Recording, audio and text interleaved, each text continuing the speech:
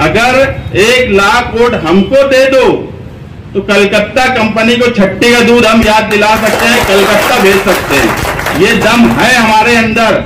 लेकिन अवाम अगर 1 लाख वोट हमको दे और हम कलकत्ता कंपनी को नहीं कलकत्ता भेज दिए, उसके बाद आप हमसे सवाल करना। AHC academy Malegaon NEET JEE की बेहतरीन तैयारी IIT टीचरों के साथ एकेडमी की ओर से स्टडी मटेरियल भी, एडमिशन ओपन। अब होगी सपनों की उड़ान पूरी। छत्रपति शिवाजी महाराज के पुतले के सामने, महेश नगर मालेगांव। लीडर उसको बोला जाता है जो शहर की आवाम का मुस्तकबिल देखे कि मुस्तकबिल में क्या परेशानी होने वाली है, मुस्तकबिल में क्या हालात बनने वाले हैं। मैं ये वही दिल में सोचने लगा कि 1999 में साहब इलेक्शन आ रहे और आज भी एक मिनिस्टर अगर उनका नाम देख रहा है तो हाथ जोड़ के खड़े हो जा रहा है, उसके बाद वो गाइड भी कर रहा है। नहीं तो मिनिस्टरों के पास इतना टाइम नहीं होता, वो ऐसे मेमोरेंडम लेते, फोटो खिंचाए और चलो। मगर उसने बताया क्यों? क्योंकि उस लेटर हेड पर निहाल अहमद लिखा हुआ था। मैं बाहर निकला तो अर्जुन को बोला कि यार साहब 1999 में इलेक्शन हार गए और आज भी यहाँ अगर अपने आए तो वो सिर्फ निहाल साहब का नाम देखकर अपने से इतने अच्छे ढंग से बात कर रहे, गाइड कर रहे हो। निहाल साहब लीडर थे। 99 में इलेक्शन हार गए, यहाँ तो 2 इलेक्शन हारने के बाद कोई मंत्रालय में पूछता नहीं। मालेगांव शहर में बुनकरों के लिए जो तंजीमें काम करने का दावा करती हैं, उसमें 2, 4, 5 को अगर मैं छोड़ दूं तो सब बुज़दिल तंजीमों में बैठे हुए लोग हैं। कुर्सी पे बैठने वालों को जमीन की अहमियत याद रहे, सच दिखाते हैं। सच का सामना में आपका एक बार फिर स्वागत है। लीडर उसको बोला जाता है जो शहर की आवाम का मुस्तकबिल देखे कि मुस्तकबिल में क्या परेशानी होने वाली है, मुस्तकबिल में क्या हालात बनने वाले हैं, वो आवाम के सामने रखे और उन मसाइल का पहले से हल निकालने की कोशिश करे। तलवाड़ा आज अगर मालेगांव शहर के लिए बचा है तो ये सिर्फ और सिर्फ जनता दल सेकुलर के जिम्मेदारान की कोशिश की वजह से बचा है। उसके बाद स्कूल बोर्ड में जो आज एओ 5 साल से बैठा है, मुसलसल बदउनवानी करता जा रहा है। प्राइमरी स्कूल का निजाम दिन ब दिन खराब होता जा रहा है, मगर उसकी बदउनवानी जारी है। कि MLA होना और लीडर होना ये 2 अलग अलग चीज है। निहाल साहब लीडर थे। 99 में इलेक्शन हार गए, यहाँ तो 2 इलेक्शन हारने के बाद कोई मंत्रालय में पूछता नहीं। यहाँ 25 साल हो गए तो भी सिर्फ उनके नाम का लेटर हेड, उनके नाम पे लेटर हेड पे उनका नाम लिखा है तो मिनिस्टर लोग खड़े हो जा रहे हैं, हाथ जोड़ के खड़े हो जा रहे हैं। आज बिजली के मसाइल पर मालेगांव शहर में कौन नुमाइंदगी कर रहा है? साहब जनता दल के सेक्रेटरी, उन्होंने जब बंबई में मीटिंग बुलाई, मैं भी ये भी बताऊंगा कि बरसी का प्रोग्राम 28 फरवरी के बजाय 27 को क्यों रखा गया। 28 फरवरी का उन्होंने वहां से ऐलान किया कि बिजली की होली जलाई जाएंगी। हमने भी सोचा कि सभी तंजीमों को बुलाकर बातचीत करके एक बड़ा प्रोग्राम रखा जाए जो सरकार तक असर करे।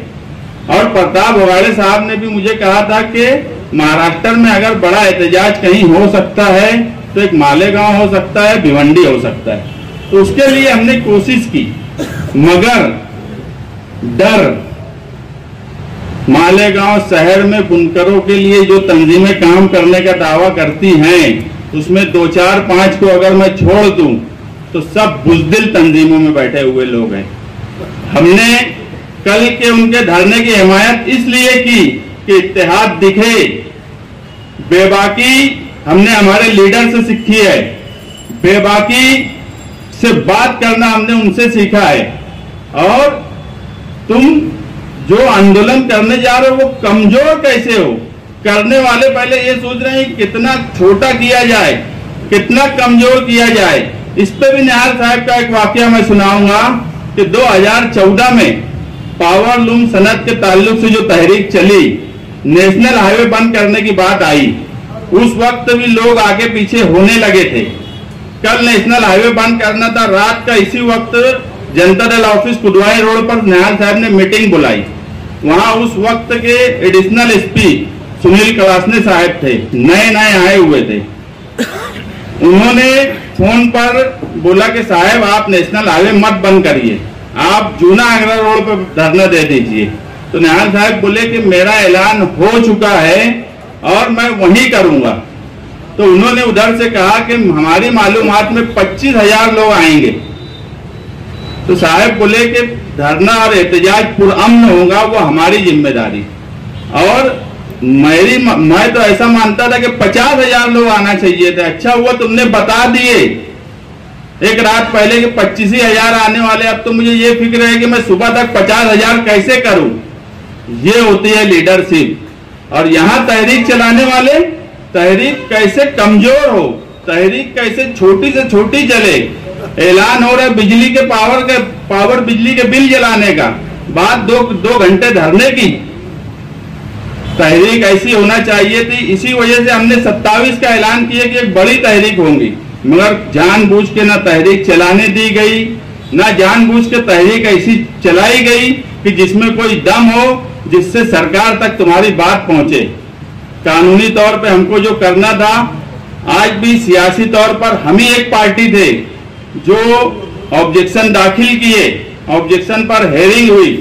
यहाँ मसूद मौलाना कंपाउंड बैठे हैं, ये हिस्सा लिए, यूसुफ इलियास साहब हिस्सा लिए, उमैर सर हिस्सा लिए, एडवोकेट मुजीब जो है उन्होंने अपनी बात रखी। ये ऑब्जेक्शन पे कोशिश की गई। दूसरे शहर के लीडर कहाँ थे आज? किसी को कोई अता पता है? तरल की सदर शान हिंद नासिक से जाकर अपनी बात रखी। हमने हमारा ऑब्जेक्शन तो दाखिल किया, हमने हमारी बात तो बोली, हम एहतजाज भी करने के दर पे हैं। आज मालेगांव शहर के बुनकर दो तरफ से मर रहे हैं। एक तो तुम्हारा कलकत्ता कंपनी मुसलसल परेशान कर रही है। कौन सी लीडर के पास रोज आना, मेरे पास 10-15 लोग आते, मैं खुद भी सबके मसले हल कर पाता हूं ऐसा नहीं है। कोशिश करता हूं 2-4 लोग के मसले हल हो जाएं, मगर कोई ऐसी ठोस नुमाइंदगी नहीं। अगर 1 लाख वोट हमको दे दो तो कलकत्ता कंपनी को छट्टी का दूध हम याद दिला सकते हैं, कलकत्ता भेज सकते हैं। ये दम है हमारे अंदर। लेकिन अवाम अगर 1 लाख वोट हमको दे और हम कलकत्ता कंपनी को नहीं कलकत्ता भेज दिए, उसके बाद आप हमसे सवाल करना।